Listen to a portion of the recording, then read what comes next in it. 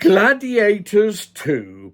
Now, I'm not sure about these reviews. If you want me to keep doing these reviews, do please let me know on comments underneath the video, wherever it may be.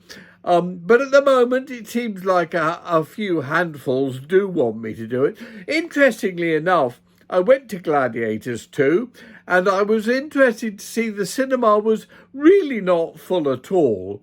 It strikes me, and it always strikes me, that actually very few people go to see movies, just as very few people read books.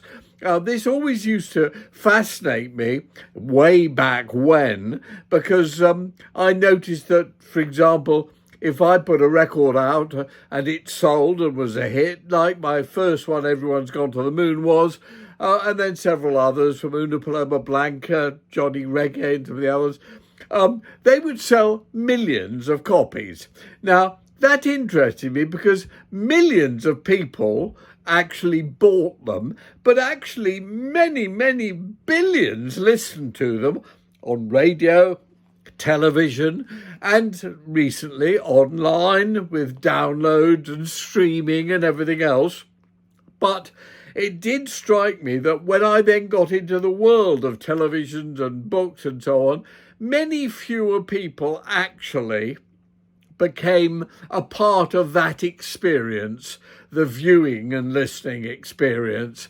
And I've noticed that over the last 20 years, that has happened with music. As music has stopped being mass appeal in general and only catered to specialist areas, fan bases and people who like rap or hip hop or rock or garage or whatever, country and western dance music, it only appeals to that tiny area of people. It hasn't got that mass appeal crossover thing.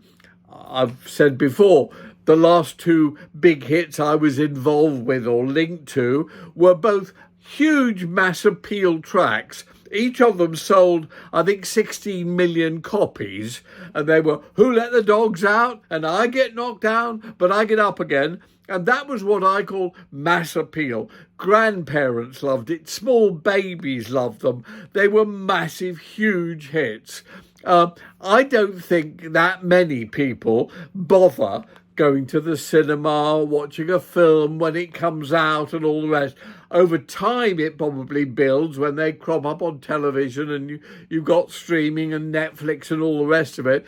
But the actual reality is very few people get involved when it first comes out. Likewise, books. Very few people actually go to buy a book. I've actually just bought the Booker Prize winner, Orbital, which I'm looking forward to reading. I've already got another of the shortlist, James, which I really look forward to reading because I like the writer very much, Percival Everett.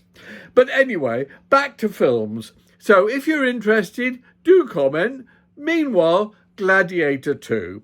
It's the silliest film I've seen in years. Ridley Scott, who is a brilliant director and writer, has put together this follow-up to Gladiator, which is completely pointless. It has virtually no plot worth speaking of, virtually no script worth speaking of. None of the actors are required to act at all, even including Denzel Washington, who's one of my favourite actors and who just doesn't do anything in it. The guy, Paul Mescal, who's the lead guy who takes over from the Russell Crowe character in the first film, actually doesn't act at all in it. And I'm a huge fan of his. He was in Normal People, and I thought that was a brilliant TV series. In this, he's adequate. I mean, he's not required to act. All he's got to do is basically be a prop in the movie. The whole movie is sort of like a send-up. I think it's almost Ridley Scott sending himself up, certainly sending us up, sending up the whole swords and sandals thing. It's not a bad film. In fact, it's quite good. It's thoroughly entertaining if you like that sort of thing, which I did enjoy, although it's half an hour too long. But I did think it was very well done. It looks spectacular. It's great fun to just sit there and basically take in what's going on, which is nothing really. It had no semblance of reality. Possibly the maddest moment of all involves sharks. I won't go any further in case you do want to go and see it. I have to say they're nowhere near as frightening or as effective as they were in a tiny Steven Spielberg film of long gone by called, I think, if I remember correctly, Jaws. But the sharks is actually the silliest moment in a totally 100% silly film. The actors just literally say the lines and just crop up in order for the director to shoot them. The cinematography is great, the editing is great, the direction is great, but there's no plot to speak of. And I suspect the worst actors of all are the two who play the two emperors. Again, a completely pointless thing. I don't think it has anything to do with history or reality. Again, totally silly, totally stupid, and they are so bad.